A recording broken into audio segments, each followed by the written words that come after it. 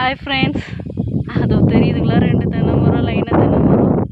அங்கேருந்து ஓடியாந்தவங்க தாங்க பிச்சு கட்டி, அங்கே தாங்க கட்டி போட்டிருந்தா நேற்றெல்லாம். அங்கே கழட்டி விட்டது தாங்க பிச்சின்னு எங்கே வந்து மேயிறாங்க. ஆளாளுக்கு ஒரு திசையில் அந்த தென்னை மரம் வரைக்கும் இருக்குதுங்க. நாங்கள் பயிர் வைக்கிற இடம் அது வரைக்கும் நம்ம காலி கரும்பாக இருக்குது. இந்த துண்டுலேயும் தாங்க பயிர் இருக்குது. இது வந்து நாற்றுங்க, இது பயிர். இப்போ எல்லாரையும் நான் ஒவ்வொரு துண்டுலையும் பிடிச்சி காட்டணும். அவங்களோட கயிறு பாருங்கள் எவ்வளோ நீட்டு வர்றது பாருங்கள். அவங்கவுங்களுக்கு தனி கயிறு இருக்குது, தனி கம்பியும் இருக்குது பாருங்கள். எல்லாருக்குமே ஒரு லென்த்து. எல்லாரையும் ஒரு துண்டில் கட்டிட்டா அவங்க இஷ்டம் போல்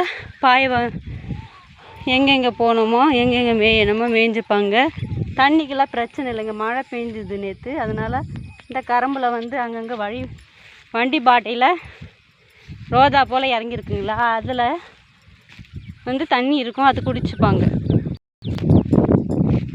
எவ்வளோ கஷ்டமாக இருக்கும்.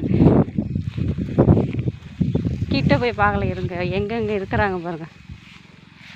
எவ்வளோ லென்த்து பாருங்கள், எவ்வளோ வெயிட்டு தெரியுங்களா. இந்த கயிறெல்லாம் இழுத்துனே போக முடியலைங்க பாருங்கள், எவ்வளோ லென்த்தில் இருக்குது.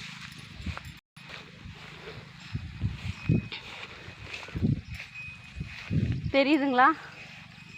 இது வந்து கழனி சொல்லியிருக்கேன். இந்த ஓரம் எல்லாமே மடுவுங்க.